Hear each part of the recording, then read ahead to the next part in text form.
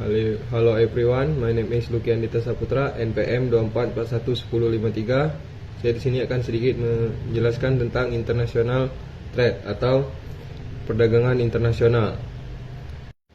International trade is the activity of exchanging goods and services between countries. This process allows countries to obtain goods and services that are efficiently produced domestically while exporting products that have production advantage. International trade also involves other aspects such as driving product factor, labor, capital, and technology, and their influence of the economic policies of the countries involved.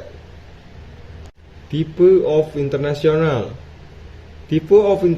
trade is in goods is the most common type of trade, which includes the export and import of physical goods between countries. The in service other than goods. Countries can also export and import service.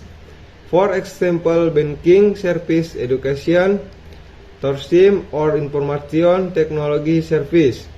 This trend in the product factor includes drivers of product factor such as labor, capital, and technology. Globalization and international trade have accelerated the development of international trade, where the flows of goods, service, capital, and information is increasing, not limited by both barriers. Increased connectivity through technology and more integrated global market.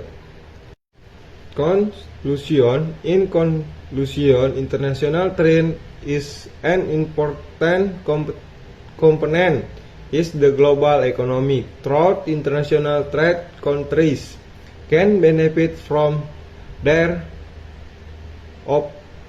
specialization and comparative advantage, increase economic property, and expand markets. But international trade it is also expected to face various challenges, including trade barriers and interdependence between countries. Sekian presentasi dari saya. Terima kasih. Hello everyone, my name is Luki Andita Saputra, NPM 24411053. Saya di sini akan sedikit menjelaskan tentang international trade atau perdagangan internasional.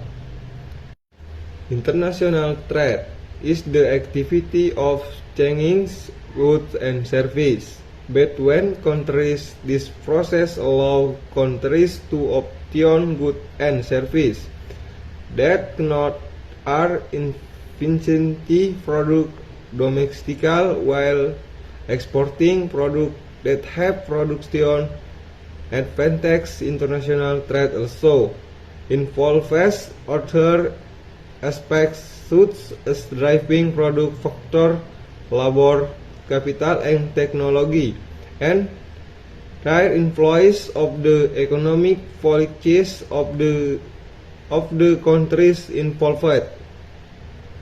Type of international